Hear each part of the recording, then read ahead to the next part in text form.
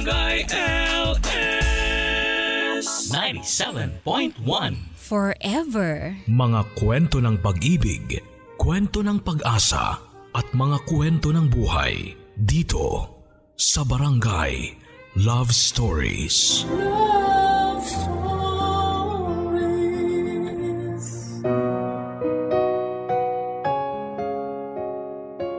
Palagi po nating naririnig ang sinasabi ng mga matatanda na papunta ka ba lamang ay pabalik na sila. Pero sa totoong buhay ay hindi rin palaging tama ang sinasabi ng mas matatanda sa atin. Ikaw, minsan ka na bang pinagkatiwala ng magulang mo sa taong hindi dapat pagkatiwalaan? Ang kabataan daw kapag biglang nagbago ang ugali ay napapariwara na ang buhay. Meron kasi talaga na kahit kausapin pa sila ng kanilang mga magulang ay hindi na sila nakikinig pa. Dahil pakiramdam nila, walang sino man ang nakakaintindi sa kanilang nararamdaman. Ang sulat na ating babasahin ngayon ay pinadala ng ating kabarangay na si Jackie. Isang dalagang maagang naulila sa kanyang minamahal na ama. Kaya naman sa kanyang pangungulilang nararamdaman, marami siyang nagawang mga pagkakamali sa buhay niya. Mga pagkakamali na nagpasakit sa ulo ng kanyang ina. At dahil doon ay humingi na ito ng tulong mula sa ibang tao para mabigyan daw siya ng payo at muling maayos ang kanyang buhay. Pero tama nga kaya ang ginawa ng ina ni Jackie? Tama nga ba ang taong pinagkatiwalaan nila? O mas lalo lamang siyang mapapahamak? Gusto mo na bang malaman kung anong nangyari sa buhay ni Jackie nang makilala niya ang taong pinagkatiwalaan ng nanay niya? Handa ka na bang mainis at maiyak sa kwento ng buhay niya? Minsan ba ay nagsisi ka na rin kasi nagtiwala ka sa maling tao? Pinilit mo bang itama ang pagkakamali mo o sumabay ka na lamang sa agos ng buhay? Si Jackie kaya. Ano kayang nangyari sa kanya nang ipagkatiwala siya ng nanay niya sa maling tao? Anong ginawa niya para maipagtanggol ang kanyang sarili? Malalaman natin ang mga pagsubok na pinagdaanan niya dito sa mga kwento ng pag-ibig, buhay at pag-asa sa nangungunang Barangay Love Stories. Dear Papa Dudut, ang sabi nila ang mga kabataan daw ay dapat na magtiwala sa mga matatanda dahil sila ang mas nakakaalam ng mga tama at mali. Pero hindi pala yon palaging totoo. Dahil may mga tao na akala natin ay kaya nating pagkatiwalaan pero pwedeng sumira ng ating buhay. Magandang araw sa iyo Papa Dudut at sa mga kabarangay na nakikinig ngayon dito sa paborito kong programa na Barangay Love Stories. Itago niyo na lamang po ako sa pangalang Jackie, 42 years old. Taga Valenzuela at masasabi ko na isang mabuting may bahay ng asawa ko. Matagal ko na rin talagang pinaplano ang sumulat sa inyo kaya nga lang medyo mabigat kasi para sa akin ang kwento ng buhay na gusto kong ibahagi sa inyo. Ganon pa man ay lalakasan ko na po ang loob ko dahil alam ko na pwedeng maging inspirasyon sa mga kabarangay natin ang sulat ko. Solong anak lamang ako ng mami at daddy ko Papa Dudut. Kaya siguro medyo na-spoil din nila ako kasi nga sa akin lang nila ibinuhos ang pagmamahal nila. Namulat at lumaki talaga ako sa isang masayang pamilya. Parehong may magandang trabaho ang mga magulang ko at palagi kong nakukuha ang mga gusto ko, lalo na pagdating sa mga material na bagay. Sa mga magulang ko mas malapit talaga ako kay daddy. Siya kasi ang mas nagbibigay sa akin ng oras, mas madalas ko siyang kasama noon sa pamamasyal dahil mas busy si mami sa trabaho niya. Pero pinapaliwanag naman ni daddy na ang pagiging busy ni mami ay para rin daw sa akin. Naiintindihan ko naman yon dahil sa tuwing kasama ko si daddy ay wala na rin ako ibang mahihiling pa. Kaya nga lang hindi talaga pwede na palagi nating nakakasama ang mga taong mahal natin sa buhay. Hindi pwede na palagi tayong masaya. At hindi pwede na hindi tayo dadaan sa isang matinding pagsubok sa buhay. Nasa first year college ako noon at kakauwi ko lamang sa bahay namin nang makita ko ang maraming tao doon. Nandun ang lola ko, mga tita at si mama na umiiyak. Hinahanap ko si daddy pero hindi siya nakita ng mga mata ko. Hanggang sa nalaman ko na wala na pala siya dahil inatake siya ng brain aneurysm habang nagtatrabaho at kaagad siyang binawian ng buhay. Sobrang hirap para sa akin tanggapin ang pangyayaring yon, Papa Dudut. Si daddy ang mas nakakasama ko sa bawat espesyal na pangyayari sa buhay ko. At hindi ko na alam noon kung paano pa magpapatuloy na gumising sa umaga nang hindi ako sasalubungin ng nakangiti niyang mukha. Pero ang sabi nga ni Mami, mas malulungkot si Daddy sa heaven kung patuloy niya kaming nakikita na nalulungkot at nahihirapan. Kaya naman pinilit kong tanggapin na kailanman ay hindi na namin makakasama pa si Daddy. Pero hinihiling ko noon na sana dalawin niya ako kahit sa panaginip ko, Papa Dudut.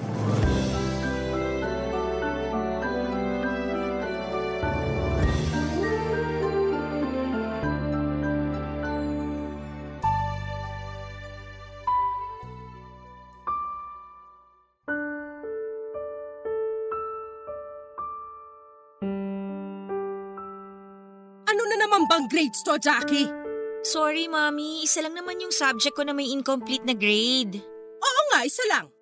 Tapos yung iba kung hindi 2.5, pasang-awa naman. Masyado po kasing mahigpit yung mga professor ko nitong semester kaya nahihirapan ako sa ibang subjects ko. Ang sabihin mo, hindi ka lang nag-aaral ng maayos. Nag-aaral naman po ako. Eh bakit may incomplete kang grade kung nag-aaral ka? Hindi ko po kasi naipasa on time yung pinapagawang research paper ng professor namin. O sa tingin mo, kasalanan pa ng professor mo yon? Hindi po, kasalanan ko po yun. Alam mo naman palang kasalanan mo idadahilan mo pa na mahigpit yung mga professor mo nitong semester. Bakit pa kasi hindi mo naipasa sa tamang oras yung pinapagawa sa inyo ng professor mo? Nakuha ko po kasi yung main role sa stage play ng theater organization namin. Panay po ang rehearsal namin kaya po… Ayun na nga bang sinasabi ko? Kailan mo ba titigilan ng teatro-teatro na yan, Jackie? Ano ba na itutulong niya para sa'yo? Nakaka-apekto lang naman yan sa pag-aaral mo. Gusto ko po kasi itong ginagawa ko. Ngayon lang naman po ako nagkaroon ng incomplete na grade. Pero dati pa kita sinasabihan na tigilan mo na yung teatro na yan. Kasi wala ka namang napapala dyan. Sinisira lang yan ng pag-aaral mo. Hindi naman po nakaka-apekto yun sa pag-aaral ko. Hindi? Talaga? Kaya ka ba nakakuha ng mabababang grades kasi hindi nakaka-apekto yan sa pag-aaral mo? Jackie, kung dati ka pa nakinig sa akin, hindi na-aabot to sa ganito na magkakaroon ka pa ng incomplete na grade. Paano pa naman kitang ipasok sa isang magandang kumpanya kapag nakatapos ka na? Paano ko gagawin yon? Ngayong ganyan ang mga grade mo. Bakit kasi hindi ka na lang tumulad sa mga pinsan mo na walang ibang inaatupag kundi puro pag-aaral lang? Hindi naman po kasi ako kasing boring nila. Ayoko po ng ginagawa nila sa college life nila. At ano gusto mong gawin sa buhay mo? Yung papetiks-petiks na yan para pagka-graduate mo mahirapan ka makahanap ng trabaho? Alam mo mabuti pa? Mag-quit ka na lang talaga dyan sa teatro na yan na makapag-concentrate ka na lang sa pag-aaral mo. Gusto ko lang pong i-enjoy ang college life ko. At hindi ko magagawa yun kung pipilitin niyo ako mag-quit doon.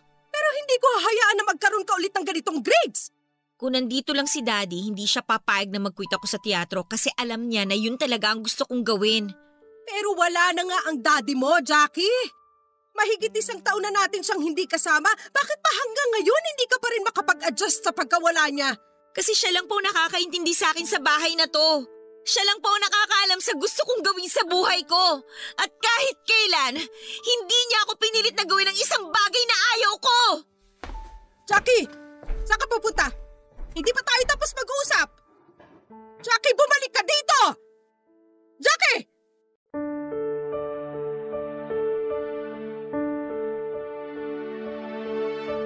Papa Dudut, hindi lang naman ang pagteteatro ko ang dahilan ng pagbaba ng mga grades ko.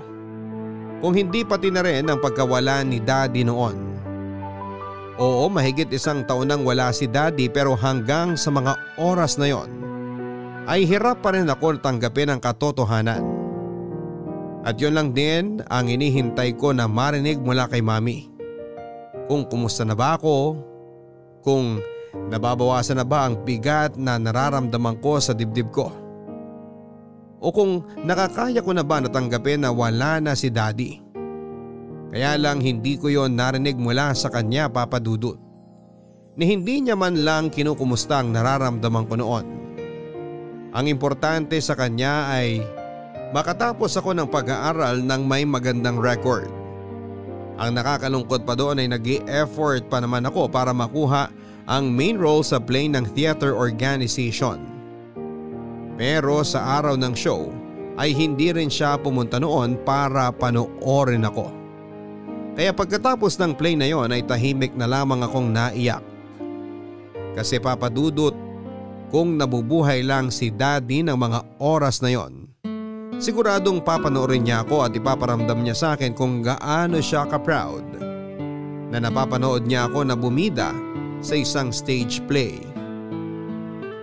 Mami, hindi pa ba tayo uuwi? Hindi pa, Jackie. Pero tapos na po ang service. Ano pa bang ginagawa natin dito sa simbahan? Hinihintay lang natin si Brother Kelvin. Brother Kelvin? Yung bagong pasto na nagsermon kanina? Oo, siya nga. Bakit po natin siya hinihintay? Dati ko kasi siyang professor nung nasa college pa ako. Gusto sana kitang ipakilala sa kanya. O ayan na pala siya. Anita, kamusta ka na? Mabuti naman po ako, Brother Kelvin. Ang tagal na po nating hindi nagkita, pero ang galing niyo pa rin pong magsalita. Lalo na sa service kanina. Bigla ko tuloy naalala nung professor ko kayo sa college. Walang pinagbago yung paraan niyo ng pagsasalita at pagpapayo. Kaya lahat talaga kami tahimik na nakikinig sa inyo kanina. Matagal-tagal din kasi ako nagturo. Kaya siguro para pa rin akong guro kung magsermo sa mga church service. Anita, nabalitaan ko nga pala yung nangyari sa asawa mo. Pasensya ka na kung hindi na ako nakapunta para makiramay. Ayos lang po yun, Brother Kelvin. Hindi na rin naman masyadong pinatagal pa ang burol ng asawa ko kasi wala na rin naman kaming ibang hinihintay na pamilya noon. Oo nga po pala, ito ang anak namin, si Jackie. Jackie, siya yung sinasabi ko sa iyo na dati kong college professor, si Brother Kelvin. Hello po, Brother Kelvin. Hello din sa'yo, Jackie. Alam mo, kamukhang-kamukha mong mami mo nung nasa ganyang edad pa siya. Marami nga po nagsasabi niyan sa akin na halos buong mukha raw po ni Mami ang namana ko sa kanya. Buong mukha lang pero hindi ang sipag sa pag-aaral at talino. Ay, ito talaga si Mami oh. Anong ibig mo sabihin, Anita? Kasi tong batang to, walang kahilig-hilig mag-aral. Ang gusto lagi naglalakwatsa. At kung ano-anong extracurricular sa school nila na hindi naman nakakatulong sa pag-aaral niya. Ganun talaga kapag nasa ganyang edad. Huwag mo na lang masyadong paghigpitan para hindi rin masyado kumawala mula sa'yo. Alam mo naman ang mga kabataan ngayon, lalo na kapag lumalaki na walang tatay sa tabi nila. Basta papabayaan nila ang kanilang sarili, pati na ang pag-aaral nila. Kaya naman huwag mo siya masyadong paghigpitan at paminsan-minsan, kausapin mo rin siya ng tungkol sa nararamdaman niya. Dahil sa ganyang edad, gabay at patnubay ng isang tatay talagang mas kailangan niya.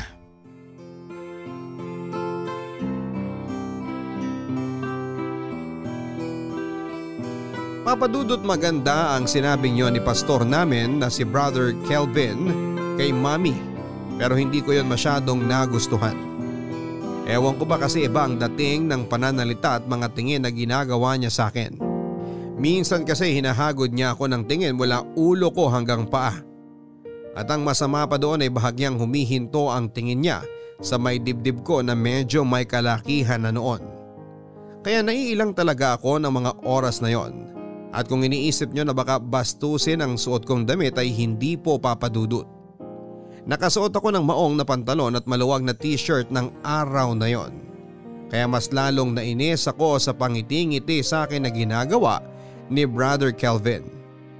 Si Mami naman ay halatang enjoy na kausap siya, lalo na nang bigyan pa siya ng mga payo ni Brother Kelvin na tungkol sa akin. Narinig ko na malaki ang naitulong ni Brother Kelvin sa pag-aaral niya, kaya siya nakagraduate ng cum laude noon sa kolehiyo.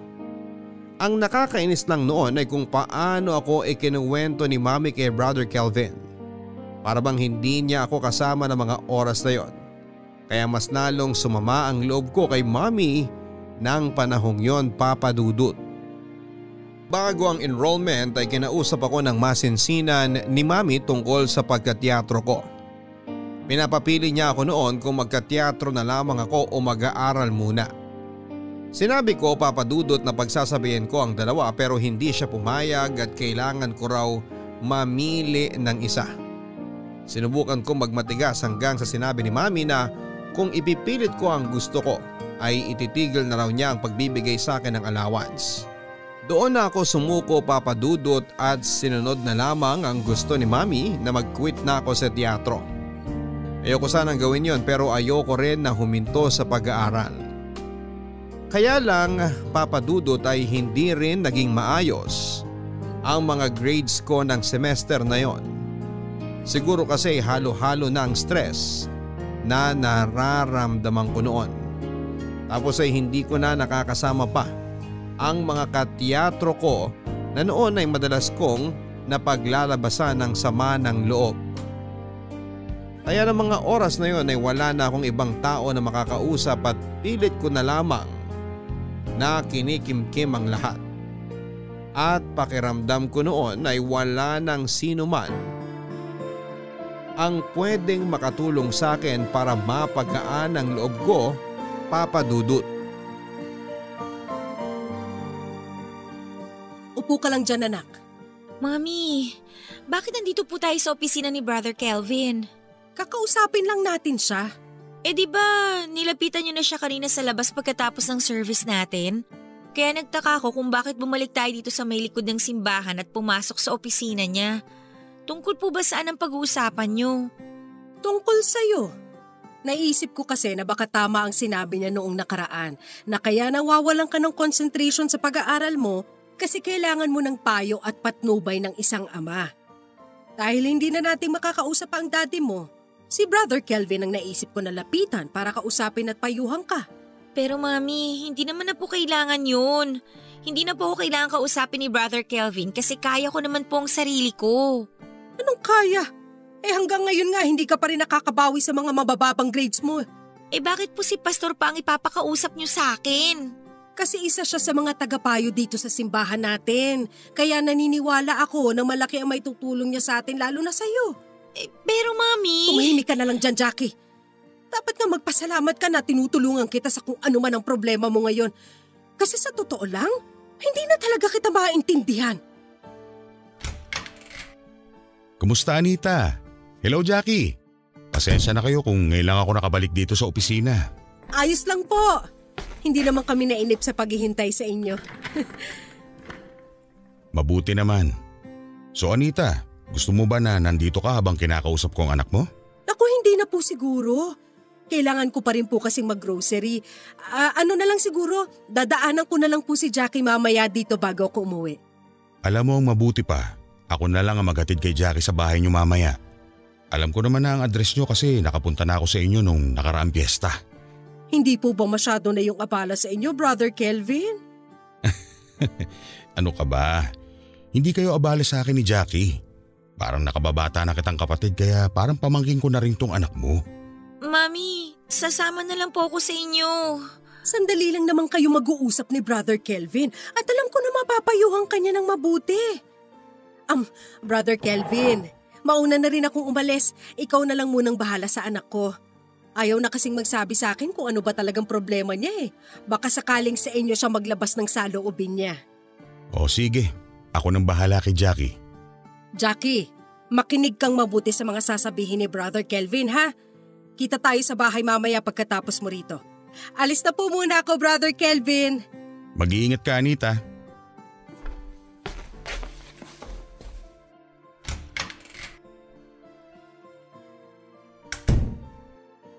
Ngayong umalis na ang mami mo, Jackie, Ano ba yung mabigat na dinadala mo dyan sa dibdib mo? Wala naman po, Brother Kelvin. Nakapag-move on na po ako sa pagkawala ni Daddy. Kaya masasabi ko pong magaan na po ang pakiramdam ko ngayon kahit po papano. Talaga? Hindi ka nabibigatan sa laki ng dibdib mo na yan? Po? Ano pong sinabi nyo? Wala. Ang sabi ko, saglit lang at may sisilipin lang ako sa may pinto.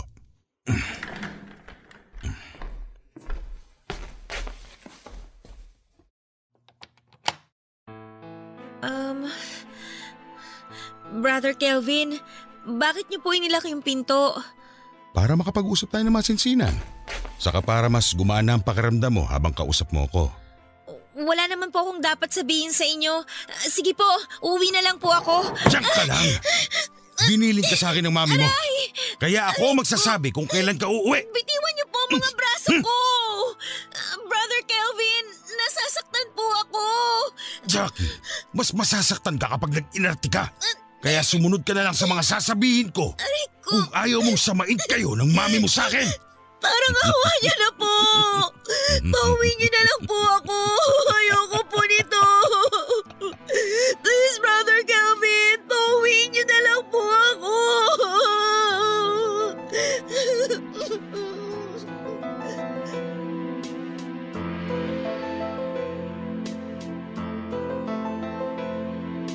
Sinubukan kong manlaban at ipagtanggol ang sarili ko, Papa Dudut. Nang hawakan ni Brother Kelvin ang balikat ko ay alam ko na kaagad na may masama siyang binabalak sa akin. Natama ang lahat ng hinala ko sa kanya. Kaya naman tinulak ko siya at pinaghampas. Sisigaw na sana ako para humingi ng tulong nang biglang ilabas ni Brother Kelvin ang isang baril mula sa maliit niyang cabinet.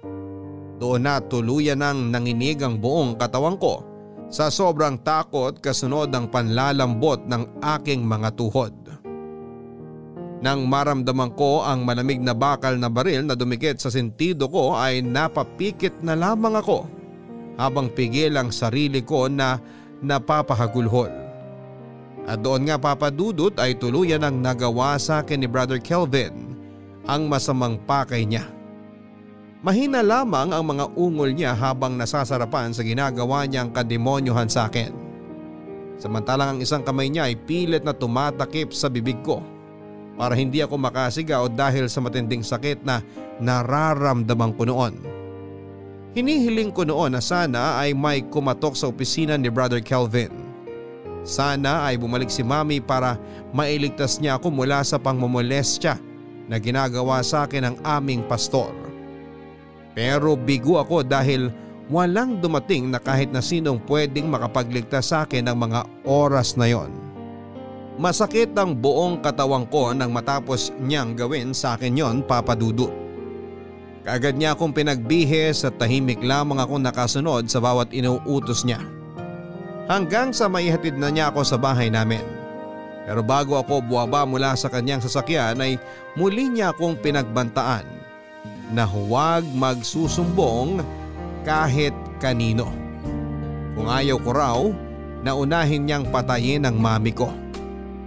Pagkatapos ng araw na yon ay hindi na ako muli pang bumalik sa aming simbahan. Lagi ako nagdadahilan kay Mami para lang hindi na niya ako mapilit na magsimba. At akala ko ay tuluyan ko nang natakasan ang mapait na sinapit ko mula sa kamay ni Brother Kelvin. Pero hindi pa pala, Papa Dudut. Dahil naulit pa yon nang minsan na magkaroon ng salo-salo sa bahay namin dahil sa pagkakapromote ni Mami sa trabaho niya.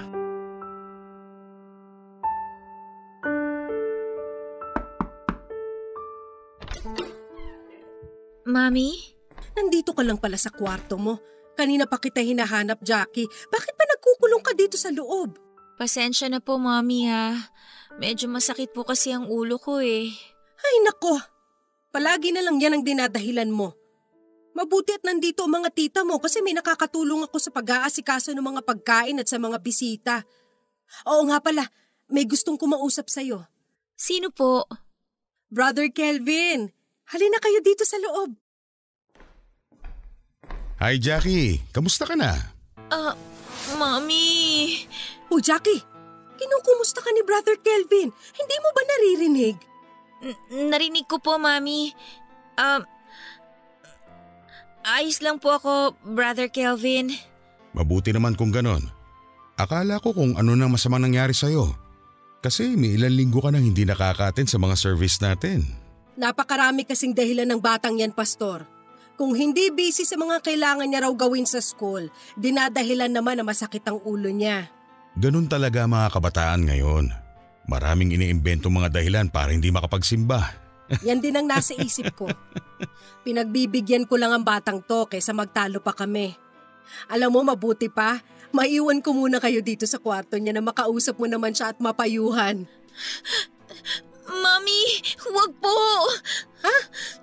Anong ibig mong sabihin at parang takot na takot ka dyan? Jackie, hindi naman kita pagagalitan. Ito namang batang to, masyadong takot mapagsabihan. Ay nako, ganyan talaga yung si Jackie kaya madalas talaga hindi ko maintindihan. O siya, kayo na muna Brother Kelvin ang bahala magpayo at kumausap sa kanya. O sige, saglit lang naman kami mag-uusap. Mami, huwag po kayong lumabas ng kwarto. Jackie, makinig ka na lang muna sa sasabihin ni Brother Kelvin. At tandaan mong lahat ng mga ipapayo niya sa'yo, okay? Babalik muna ako sa labas nang maasikaso ko ang mga bisita natin. Brother Kelvin, kayo na po munang bahala sa anak ko. O sige, makakaasa ka na pagkatapos ng pag-uusap naming ito, muli siyang sisipagin na umattend ng ating mga service. Marami na akong nakausap na kabataan na kagaya ni Jackie na nagsisimulang maging pasaway at naliligaw ng landas. Bago pa man mapariwara ang kanyang buhay, mabuti pang maitama na natin ang mga maling ginagawa niya. Huwag ka mag-alala, Anita. Sigurado ako na makikinig si Jackie sa mga ipapayo ko sa kanya.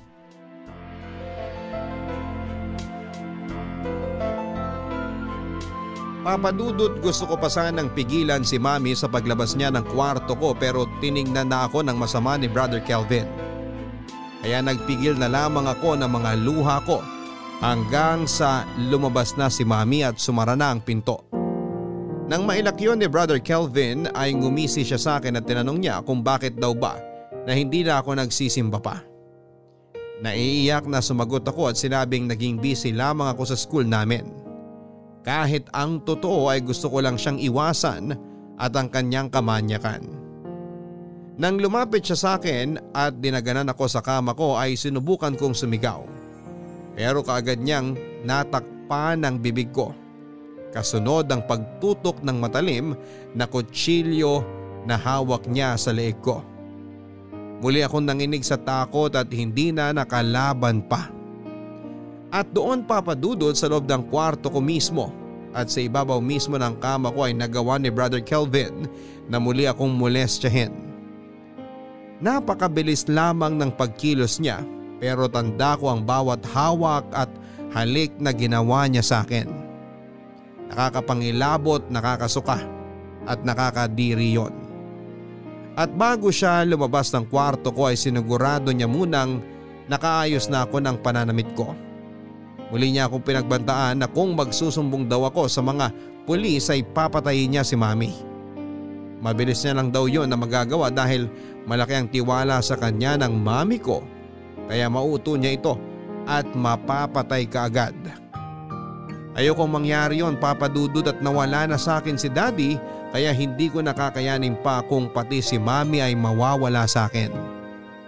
Kaya naman nag-decide na ako noon na sa pangalawang pagkakataon ay muling itago ang kahayupan na ginawa sa akin ng pastor ng aming simbahan. Papadudot, lalo akong nawala sa konsentrasyon ko sa pag-aaral. Madalas na napapatulala na lamang ako at hindi pumapasok sa isipan ko ang bawat dinidiscuss ng professor namin. Pinilit kong mag-aral pero sadyang palaging mabigat ang nararamdaman ko sa dibdib ko. Wala akong masyadong kinakausap sa school o mas lalo na sa bahay namin. Kung meron man ay sarili ko lang din o ang picture ni Daddy. Madalas na kapag mag-isa ako sa kwarto ay napapaiyak na lamang talaga ako. Hindi ko kasi maintindihan kung bakit kailangan na mangyari ang mga yon sa buhay ko. Bakit kailangan na mapahamak at mamolestya ako? Iniisip ko pa noon, Papa Dudut, na siguro kung buhay pa si Daddy ng panahon na yon ay hindi mangyayari yon sa akin. Kung kasama ko lang si Daddy ay walang mangangahas, nasaktan ako o gawan ako ng masama. Kung hindi lang namatay si Daddy ay masaya sana ako ng panahon na yon, kaya lang ay wala na siya. Wala na ang taong tagapagtanggol ko. Wala na si Daddy. Hinihiling ko rin noon na sana, Papa Dudut, ay mawala na lamang din ako sa mundong yon para makasama ko na ang Daddy ko.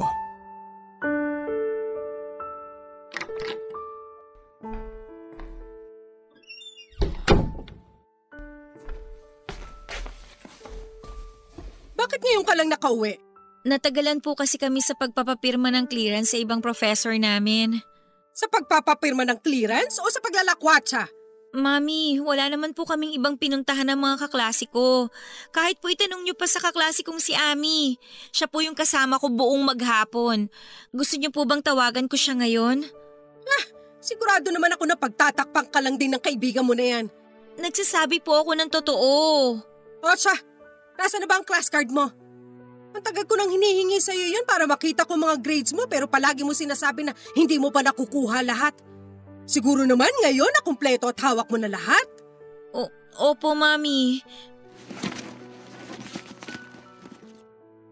Ito po. Ano na naman bang grades to, Jackie? Bakit puro tres to? Meron naman po akong dalawang 1.25 at isang 1.75 na final grade sa major subject ko, Mami. O tapos? Ano na nangyari sa apat na subject mo na puro 2.75 at tres ang final grade mo? Ginawa ko naman po ang makakaya ko para mahabol ang mga subject ko na medyo nahihirapan ako. Puro ka na lang nahihirapan. Wala ka na bang ibang dahilan na ibibigay sa akin? Yun naman po kasi ang totoo, Mami eh. Jackie, pareho kaming graduate na cum laude ng daddy mo sa college.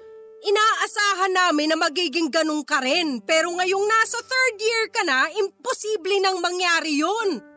Sorry po, Mami. O may magagawa ba yung sorry mo? Wala! Kasi hindi mo na mahahabol pa ang mga pasang-awa na grades na yan. Ano ba talagang nangyayari sa'yo, anak? Hindi ka naman ganyan nung first year college ka.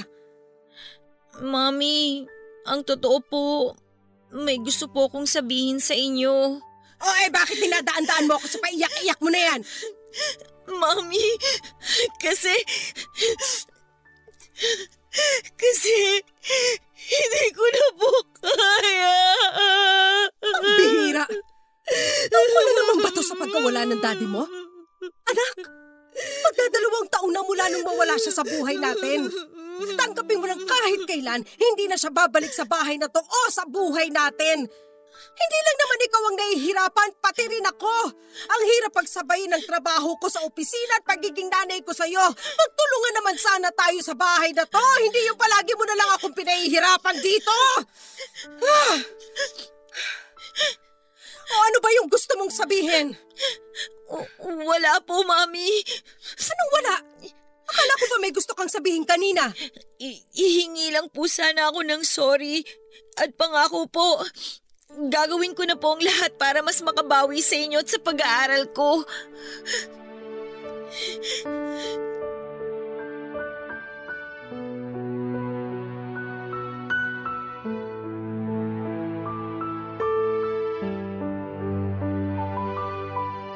Si Mami yung tipo ng tao na mas nakikita niya ang mga maling ginagawa ko kesa sa tama, Papa Dudut. Ni hindi niya man lang na-appreciate ang effort na ginagawa ko para makakuha ng 1.25 na final grade sa dalawang subjects ko. Sinumbat niya pa ang hirap na pinagdaanan niya noon sa pagiging isang working mom at single parent.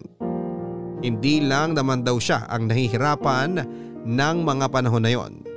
Pareho kami, Papa Dudut. Hirap na akong kimkimin ang sakit ng pagkawala ni Daddy at ang pamumulestya sa akin ng lalaking ginagalang ni Mami na si Brother Kelvin. Gusto ko na rin talaga magsumbong sa kanya ng mga oras na yon, pero pinipigilan ko ang sarili ko dahil nakita ko na naiiyak na rin siya sa pagod. Naiiyak siya kasi nahihirapan na siya na alagaan ako bilang anak niya. Nahihirapan na siyang maging single parent sa akin. Nagigilty ako ng dahil doon, Papa Dudut. Pakiramdam ko kasi ay nasasaktan si Daddy kung nasaan man siya kapag umiiyak si Mami. Kaya naman sa pagkakataon na yon ay mas ginalingan ko ang pag-aaral ko at muli akong sumasama sa kanya sa mga church service niya. Gusto kong bumalik ang closeness namin ni Mami. Gusto ko nang maging buo ulit kami kahit na wala na si Daddy. Naging maayos naman ang lahat sa umpisa, lalo na at nakikita ko na nagugustuhan ni Mami ang kinikilos ko. Nagsipag ako sa pag-aaral, sa mga gawaing bahay at palagi na akong sumasama sa kanya sa pagsisimba. At akala ko ay magtutuloy-tuloy na yon, Papa Dudut.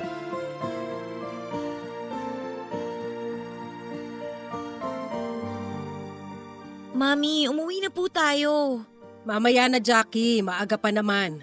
Pero hindi naman po natin kailangan na dumaan pa dito sa opisina ni Pastor. Gusto ko lang na magpasalamat ka sa kanya. Mami, wala naman po akong dapat na ipagpasalamat sa kanya. Meron! Alam ko na nagkaroon ng magandang impluwensya sa'yo ang mga payo na binigay niya sa'yo. Pati na ang mga sermon na ginagawa niya sa church service natin.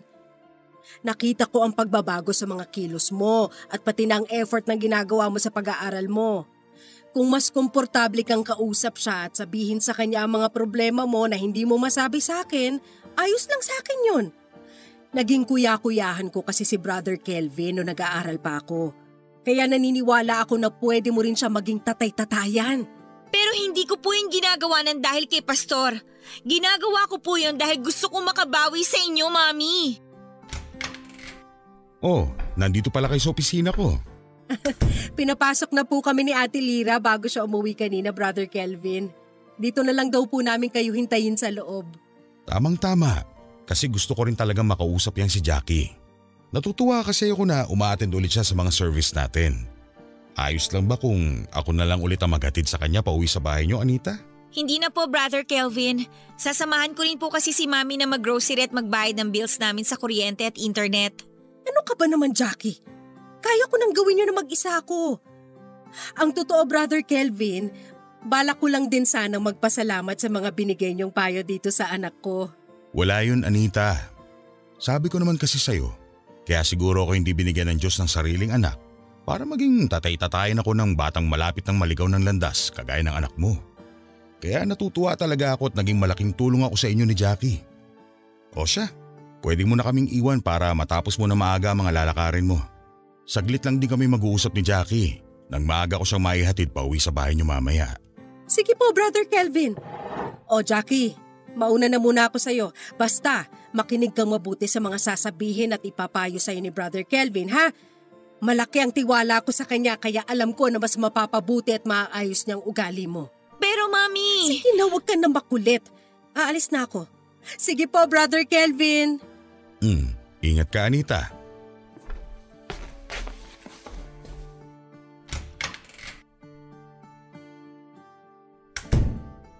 Kumusta ka na, Jackie?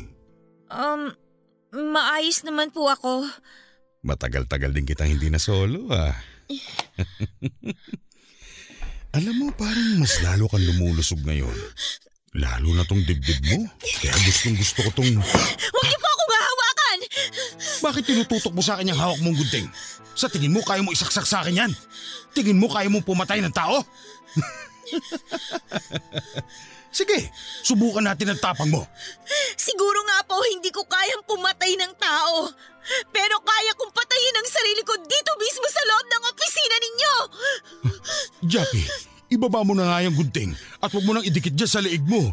Nagkakasugat ka na, oh. Eh di ba ito naman ang ginagawa niyo sa tuwing momolestyahin ninyo ako? Tinututukan niyo ako ng baril o kutsilyo dito sa leeg ko? O hindi totohanin na natin ngayon? Papatayin ko na ang sarili ko sa harapan niyo mismo! Wag, Jackie! Huwag mo gagawin yan! Nakikiusap ako. Parang awa mo na. Kita niyo na? Takot din pala kayo na mamatay ako eh! Pero grabe kayo! Napakahayop ninyo! Ginagamit niyo pa talaga ang pangalan ng Diyos sa mga kamanyaka ninyo!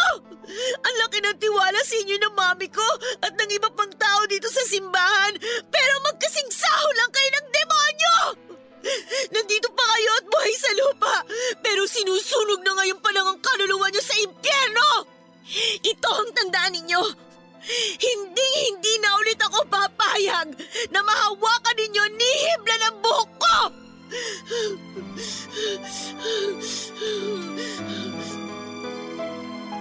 Papa Dudut, sa tuwing a-attend kami ng church service ni Mami ay palagi akong may dalang gunting na nakalagay lang sa bulsa ko.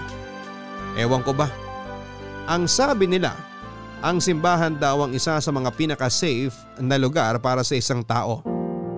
Pero sa tuwing magsisimba kami ni Mami noon ay palagi akong may kaba sa dibdib ko na baka mabigyan na naman ang pagkakataon si Brother Kelvin na magawan ako ng masama, Papa Dudut. Hindi na ligtas ang pakiramdam ko sa tuwing nasa loob ako ng simbahan. Hanggang sa dumating na nga ang araw na pinakaayokong mangyari. Ang muli akong ipakausap at ipagkatiwala ni Mami kay pastor sa opisina nito. Siguro nga, Papa Dudut, naging malaking tulong talaga si Brother Kelvin noon kay Mami para maabot niya ang mga pangarap niya. Kaya gano'n na lamang kalaki ang tiwala ni Mami sa kanya.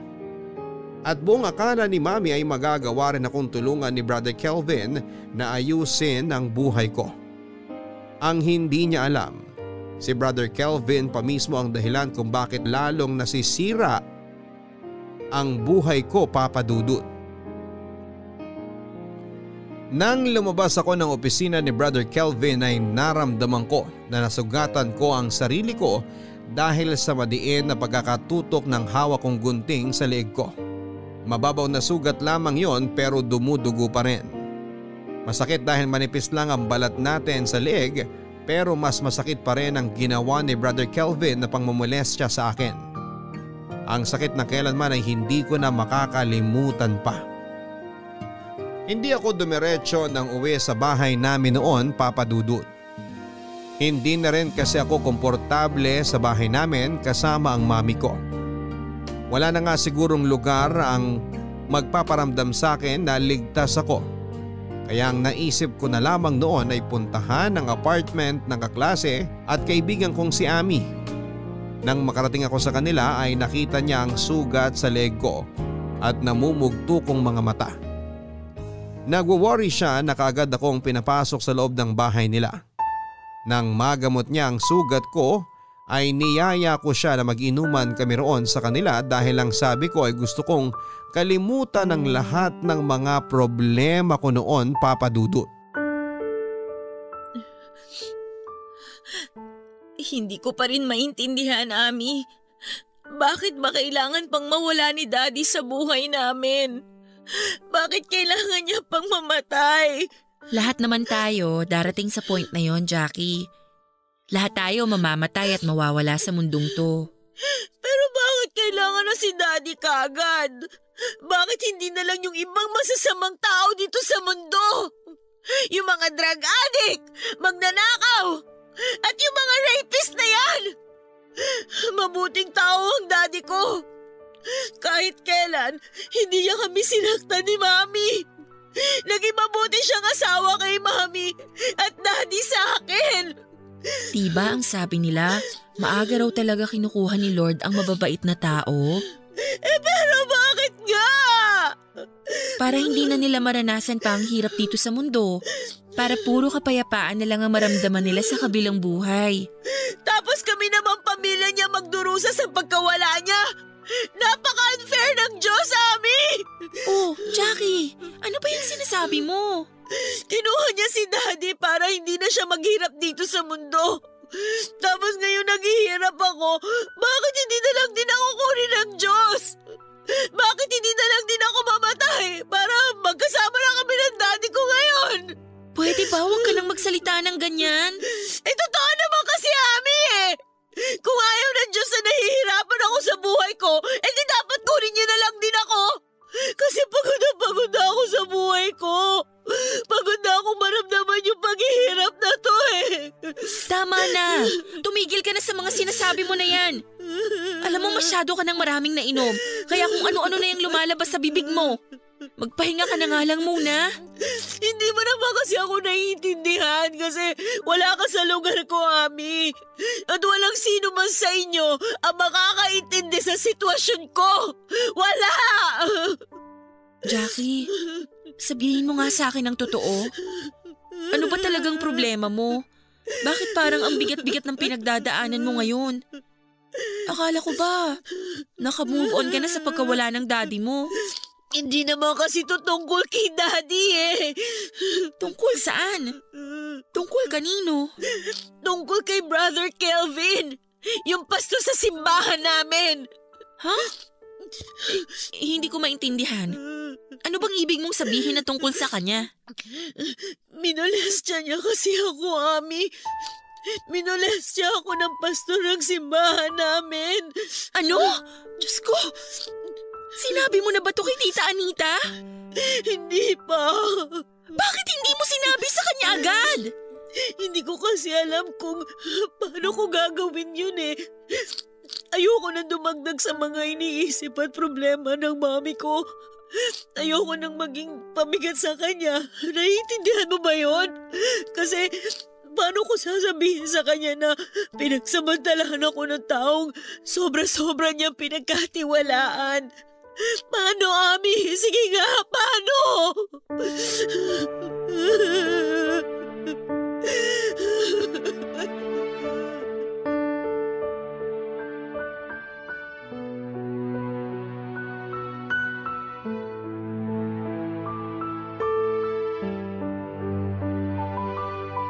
Yun ang unang pagkakataon, Papa Dudut, na may pinagsabihan ako ng tungkol sa ginawa sa akin ni Brother Kelvin. Napahagulhol na talaga ako habang yakap ako ng mahigpit ng kaibigan kong si Ami. Ramdam ko na naubusan na rin siya ng mga salitang bibitawan noon at hindi na rin niya alam ang gagawin niya. Pero para sa akin ay sapat na ang mahigpit na pagyakap na ginawa niya sa akin noon para mapagaan kahit na papaano ang bigat na nararamdaman ko. Wala sumabog na talaga ako, Papa Dudut. Kaya mabuti na lang at walang ibang tao noon sa bahay nila Ami. Kaya naiiyak ko ang lahat sa kanya. Sinabi ko ang lahat ng mga nangyari na ang tagal ko nang kinikimkim sa sarili ko. At nang maiyak ko sa kanyang lahat ay nakiusap ako na sana ay hindi niya yon sabihin sa ibang tao. Nangako naman siya na ililihim niya ang mga sinabi ko sa kanya. Pero sana raw ay sabihin ko na rin kay Mami ang masamang nangyari sa akin. Sandali ko pang kinalma noon ang sarili ko bago ako nag-decide na umuwi na sa bahay namin, Papa Dudut. Saan ka galing? Kina Ami po. Alam mo ba kung anong oras na? Pasado 12:00 na po ng hating gabi. Ayun na nga Iniwanan kita sa opisina ni Brother Kelvin ng after lunch tapos uuwi ka ng hating gabi dito sa bahay natin? Ang masama pa ron, nitawag ko isang text ko hindi mo sinagot. Pasensya na po kayo, Mami. Pasensya? Ayan na naman tayo sa pasensya mo. Tapos bibigyan mo na naman ako ng sakit ng ulo. Hindi ko lang po talaga namalaya ng oras nang magkasama kami ni Ami kanina. Sandali nga. Lasing ka ba? Bakit parang amoy alak at namumulay ang mukha mo? Magtapat ka nga sa akin. Si Ami ba talaga ang kasama mo o boyfriend mo? Wala po akong boyfriend. Talaga? Wala? Alam ko naman na matagal ka na nagsisinungaling sa akin. Kaya huwag ka na mag-deny pa. Saan niyo po ba nakuhang chismis na yan? Wala po akong boyfriend at kahit kailan, hindi po ako nagka-boyfriend. Kung totoo yung sinasabi mo, sino yung lalaki sumundo sa'yo sa simbahan kanina? Lalaki? Ano po bang sinasabi niyo? Tumawag sa akin si Brother Kelvin kanina para sabihin na hindi ka niya maihahatid pa uwi dito sa bahay natin dahil may sumundo raw sa'yo na lalaking nakamotor. Ngayon mo sabihin sa akin na wala ka talagang boyfriend, Jackie. Wala po talaga akong boyfriend. At saka, bakit po ba kayo naniniwala sa sinasabi niya? Dahil may tiwala ako kay Pastor at alam ko na kahit kailan hindi siya magsisinungaling. So ibig sabihin po, wala kayo ni konting tiwala para sa akin? Hindi naman sa ganun. Talaga? O sige po, iibahin ko po ang tanong ko. May pakialam pa po ba kayo sa akin, Mami? Siyempre, anak kita eh. Bakit hindi ko na po maramdaman? Hindi nyo nga man lang ako tinanong kung bakit may sugat ako dito sa leeg ko eh. Dahil ang alam nyo lang gawin, sermonan ako o ipagkatiwala ako sa ibang tao. Sa tao na buong akala ninyo, pwede ninyong pagkatiwalaan pero ang hindi ninyo alam, binababoy na niya ang nag-iisang anak ninyo! Anong ibig mong sabihin, Jackie? May ginawa bang hindi maganda sa'yo si Brother Kelvin? Sabihin mo sa akin, anak, anong ginawa niya sa'yo? Pinagsamantalahan niya ako, Mami! Pinagsamantalahan ako ng taong sobrang pinagkakatiwalaan ninyo! Hindi ko pa magawang magsumbong sa inyo noon kasi ayoko nang dumagdag sa mga problema ninyo. At saka natakot ako na baka po saktan niya kayo kagaya ng palagi niyang binabanta sa akin. Natakot ako na baka pati kayo mawala sa akin kagaya ni Daddy. Mami, ayoko pong mangyari yon. Ayoko pong mawala kayo sa akin kaya sinarili ko na lang po ang lahat ng sakit na ginawa sa akin ni Brother Kelvin. Pero hindi ko na po kaya. Ayoko na po. Gusto ko na pong matapos to. Anak, I'm sorry, hindi ko alam. Akala ko nangungulila ka lang sa isang ama. Akala ko kailangan mo lang na isang tatay na gagabay at magpapayo sa'yo. Hindi ko alam na ganito na palang ginagawa niya sa'yo.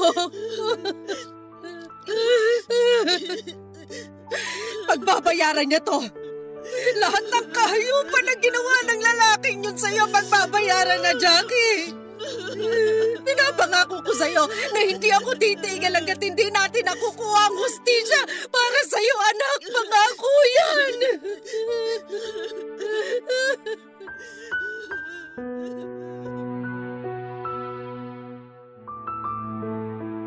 Papa Dudut, hindi na ako nakapagsalita pa noon at naiyak na lamang ako habang nakayakap kay Mami ng mahigpit.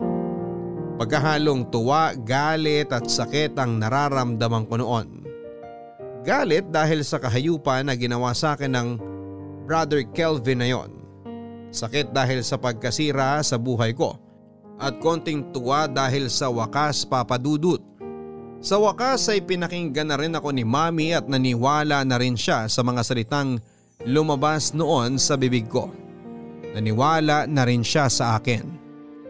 Siguro nga isa yon sa mga dahilan kung bakit palaging may mabigat sa dibdib ko. Kung bakit parang palaging may kulang sa buhay ko. Yon ay ang tagos sa pusong pag-uusap namin ni Mami noon. Oo, palagi kami magkasama sa bahay pero hindi ko na siya masyadong maramdaman. Nang mawala si Daddy ay parang pati si Mami ay nawala na rin sa buhay ko. Pilit ko siyang sinusubukang abutin noon pero panay lang ang paglayo niya sa akin. Dumagdag pa na pinagkatiwala niya ako sa ibang tao na lalong nagpagulo sa buhay ko. Pero nang gabi na yon, Papa Dudut, ay naramdaman ko na may Mami Anita pa pala talaga ako sa buhay ko. Na hindi siya nawala kasama ni Daddy. Naiparamdam niya yon sa pamamagitan ng mahigpit niyang mga yakap sa akin. Na kailanman ay wala ng sino man ang makapananakit sa akin. Mabilis na kumilos si Mami, Papa Dudut, at kinabukasan ay nagsampa na kagad kami ng kaso ng pangmomolestya laban kay Brother Kelvin. Kaya lang wala na siya sa tinitirhan niyang bahay. At wala ring nakakaalam kung saan siya nagtatago noon.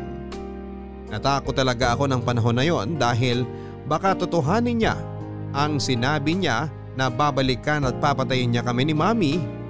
Kaya tuluyan na akong hindi nakapag-concentrate sa pag-aaral ko at huminto na lamang.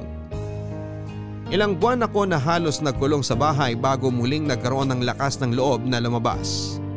Bumalik ako sa pag-aaral dahil alam ko na gusto ni Daddy na makapagtapos ako. At hindi nga nagtagal ay umakyat ako ng stage kasama si Mami para tanggapin ang college diploma ko. Hindi po ako noon cum laude kagaya ng pangarap ni Mami sa akin pero nararamdaman ko na naging proud siya sa akin dahil sa kabila ng mga pagsubok na dumating sa buhay ko at sa takot na nararamdaman ko dahil patuloy na malaya at nagtatago noon si Brother Kelvin ay nagawa ko pa ring tapusin ang pag-aaral ko. Nagtatrabaho na ako noon nang mapanood ko sa balita na napatay si Brother Kelvin sa isang engkwentro sa mga pulis dahil sa ilegal na pagbebenta niya ng mga baril. At doon lang talaga ako nakaramdam ng totoong katahimikan sa buhay ko. Dahil hindi man siya nakulong ay sigurado naman ako na may naghihintay na kaparusahan sa kanya sa kabilang buhay. Maraming taon nang nakalipas mula nang mangyari ito sa buhay ko, Papa Dudut. May asawa at 2 anak na ako sa ngayon. Tahimik ang aming pamumuhay kasama si Mami na hanggang sa mga oras na ito ay pinaparamdam ang kanyang pagmamahal. Hindi lamang para sa akin, kung hindi pati na rin sa kanyang mga apo. Sadyang hindi ko na mababago pang nakaraan. Pero ang mahalaga naman ay masaya at kontento na ako sa buhay ko at sa kasalukuyan. Maraming salamat po, Papa Dudut, sa pagbibigay ng oras na mabasa itong sulat ko. Dito ko na po ito tinatapos. Ang inyong forever kapuso at kabarangay, Jackie. Ang mga pagsubok na ibinibigay ng Diyos ay dumarating sa buhay natin hindi para tayo ay pahirapan, kung hindi para tayo ay patatagin at mas lalong manalig sa nasa itaas. Maraming salamat kay Jackie sa pagbabalik tanaw mo sa iyong nakaraan para maisulat mo itong kwento mo. Talaga namang mabibigat ang mga pangyayari sa iyong buhay na pilit mong nilampasan. Mabuti na lamang at sadyaring mabuti ang puso mo dahil nagawa mo kaagad na magpatawad at hindi magkulong sa matinding kalungkutan. Dahil yon ang palaging susi para magkaroon ng kapayapaan ng ating puso at ang ating isipan. Mga kapuso, normal na sa atin ang makaramdam ng matinding galit lalo na sa mga taong labis tayong nasaktan.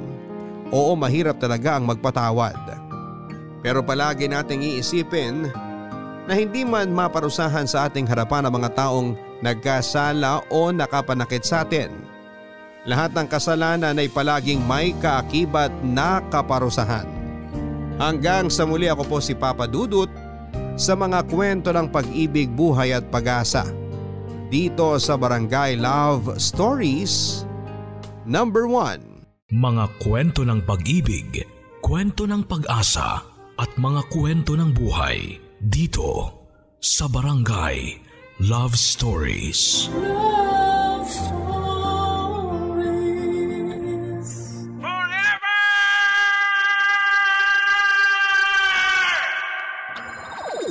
Nagustuhan ng iyong napakinggan? Ituloy yan via live stream sa www.gmanetwork.com/radio.